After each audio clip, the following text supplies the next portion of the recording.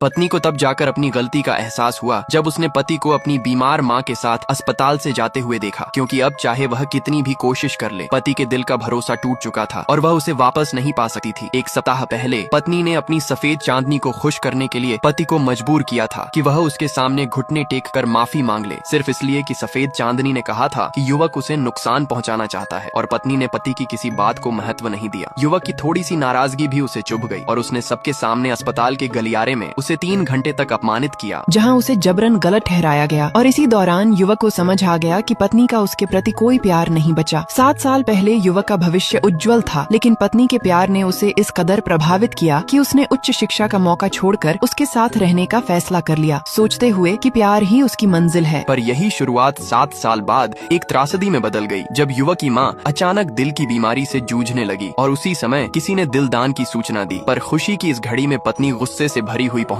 और युवक पर आरोप लगाने लगी कि उसने शादी सिर्फ लू परिवार को खाली करने और अपने बचपन के प्रेमी के साथ रहने के लिए की है, जिससे युवक का दिल ठंडा पड़ गया और उसे पता चला कि पत्नी की नफरत उसके चचेरे भाई और सफेद चांदनी द्वारा फैलाए गए झूठे किस्सों का परिणाम थी, जिनका मकसद पत्नी की संपत्ति हथियाना था। उन्होंने युवक की माँ की बीमारी का इस्तेमाल करते हुए उसे दान अनुबंध रद्द करने पर मजबूर किया ताकि सफेद चांदनी का इलाज किया जा सके, और युवक लाचारी में वह समझौता कर बैठा। पत्नी के चले जाने के बाद उसने अपने शिक्षक को फोन कर बताया कि वह अपनी पढ़ाई आगे बढ़ाने का फैसला कर चुका है और उसे गांव में मां के इलाज का तरीका भी मिल गया है। अगले दिन वह मां को लेकर अस्पताल छोड़ गया और तभी उसके सहायक की जांच में पता चला कि उसकी मां को लेकर जियांग नाम का आदमी छत की ओर गया है, जिससे अफवाह फैल गई कि वह उसकी मां को विदेश इलाज के लिए ले जा रहा है और किसी ने उसके लिए निजी विमान तक खरीद दिया है। लोग सोचने लगे कि शायद वह मरने जा रहा है, जबकि वहीं डॉक्टरों ने बताया कि कृत्रिम दिल और पूरी मेडिकल टीम तैयार है। तभी किसी ने कहा कि जियांग की यह हरकत महज दिखावा है, क्योंकि वह बिना लू परिवार की मदद के जिंदा भी नहीं रह सकता और न ही उसने किसी विमान का टिकट खरीदा है, न कोई सामान भेजा है। इसलिए तय हुआ कि वह कहीं बंदरगाह शहर में छिपा बैठा है और लू परिवार के बुलाने का इंतजार कर रहा है। सभी ने युवक को एक चापलूस कहकर उसकी मजाक उड़ाई और लू परिवार का मुखिया नाराज होकर बोला कि पहले उसे ढूंढ कर लाओ, मैं देखता हूँ कि वह कब तक यह नाटक जारी रखेगा। लेकिन तभी किसी ने संदेह जताया कि कहीं यह सब उसके लिए नहीं है, जिससे माहौल अचानक तनावपूर्ण और अनिश्चित हो गया। ठीक उसी पल यह साफ हो गया कि गलत फहमियों, छल और भावनात्मक विश्वासघात की यह पूरी श्रृंखला उनके जीवन को एक ऐसी दिशा में धकेल चुकी थी जहां अब किसी के लिए भी लौटना आसान नहीं होगा।